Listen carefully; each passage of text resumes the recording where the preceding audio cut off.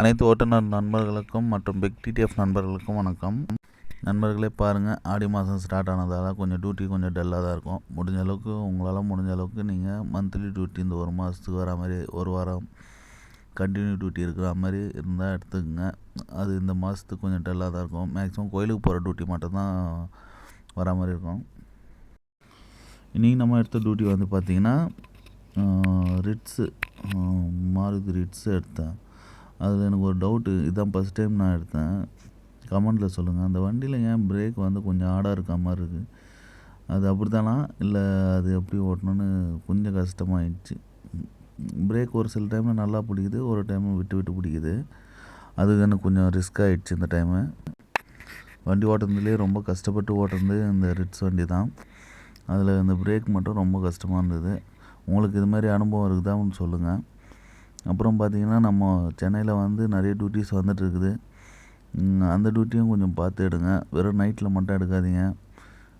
பகல்லையும் ஓட்டுறவங்க கொஞ்சம் பார்த்து ஓட்டுங்க. கொஞ்சம் பார்த்து சப்போர்ட் பண்ணுங்கள். ஒரு 2 வீக்ஸ் பேக் வந்து நான் பார்த்திங்கன்னா தேனி போயிட்டு வந்திருந்தேன். தேனிக்கு போயிட்டு வந்தது வந்து ஒரு ரவுண்ட் ட்ரிப்பு தான். ஆக்சுவலாக என்னென்னா, கஸ்டமர் வந்து தேனிக்கு போயிட்டு ஒரு நாள் ஸ்டே பண்ணிட்டு மறுநாள் ரிட்டனு. நல்லா தான் இருந்தது. தேனியில் வந்து பார்த்திங்கன்னா அவங்க ஃபால்ஸ்லாம் போயிட்டு வந்தாங்க. ஸோ அந்த ட்ரிப்பும் நல்லா போயிடுச்சு. ஆனால் கஸ்டமர் வந்து பேசின அமௌண்ட்டோட அதிகமாக தான் கொடுத்தாங்க. ஃபுட்டெல்லாம் அவங்களே பார்த்துனாங்க. அதே மாதிரி டிரைவர் ரூம் பார்த்திங்கன்னா ஹோட்டல்லே ஒரு சின்ன ரூம் வந்தது, அதுக்கு ரெடி பண்ணி கொடுத்துருந்தாங்க. அது மாதிரி கஸ்டமர் கிடச்சாங்கன்னா ரொம்ப நல்லது.